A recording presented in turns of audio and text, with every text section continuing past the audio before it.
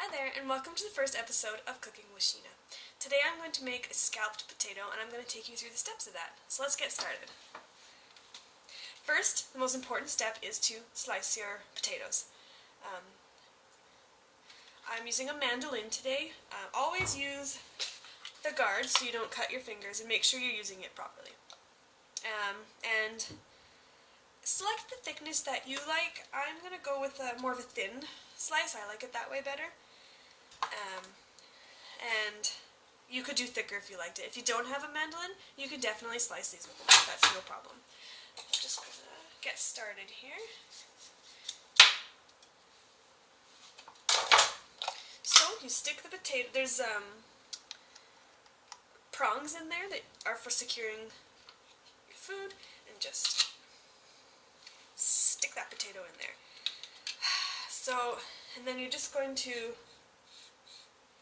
slide it down the blade, and it's actually really quick, and you'd want to be careful with the mandolin. Make sure that you are using the guard to save your fingers. You don't want to slice your hand on one of these, or a finger.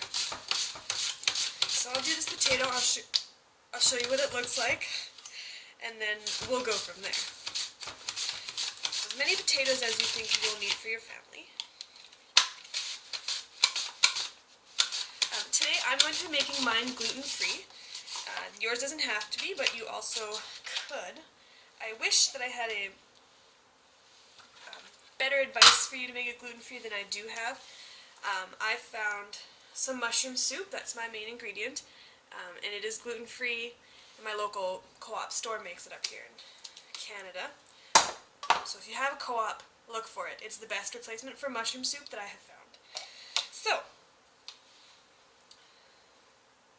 pretty thin. That's what I like. So with scalloped potatoes, it is about layering the dish. So we'll preheat the oven to 350 to start while we're kind of doing this. This will take a bit of time. There's a lot of mandolin and slicing and stuff, so just be preheating. So we're just going to take the potatoes and layer them in our pan.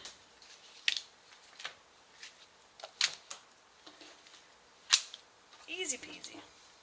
Like that. And then I am actually going to slice up an onion and layer that on. Not the whole onion, probably about a quarter or a third of the onion. It'll be sliced in the exact same style with the mandolin, super thin. And we'll layer it there, and then we'll go from there, and I'll mix up the sauce.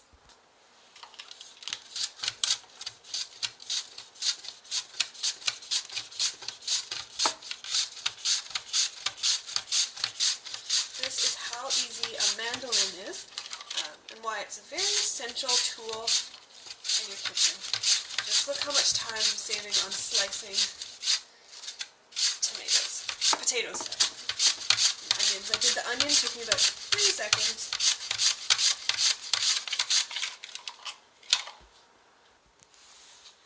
So I have the first layer of potatoes, some salt and pepper. I used some sea salt for that,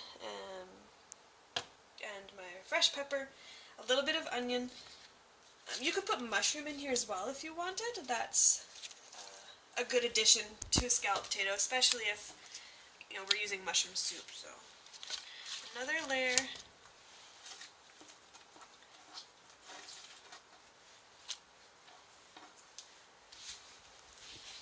And then I'll salt and pepper that. More onion, more potatoes, and then I'll come back to you when we're ready for our sauce. So the sauce is super easy, and I'm ready for it. I did about 3 quite large potatoes, probably this size or a bit bigger, and that filled up my casserole dish here. 2.5 quarts. And 1 onion. So really not a lot. It was really quick.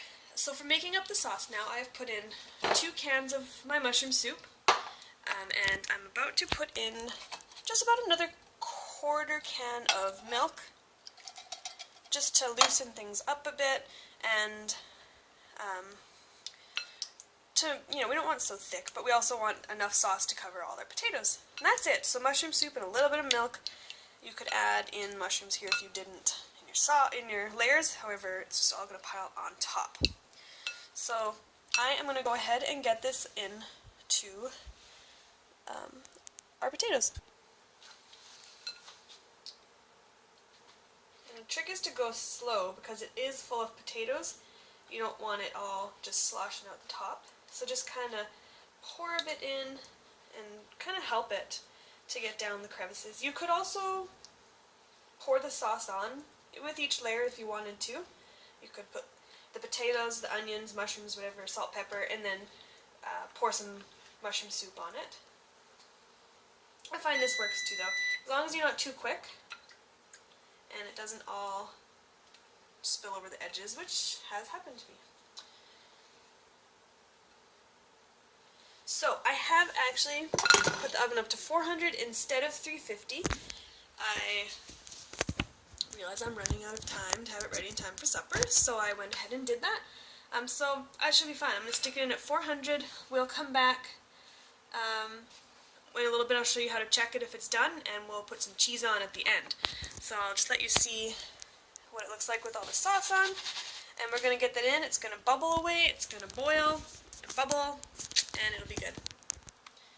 Alright, it's time to check the scalloped potatoes to see if they're done.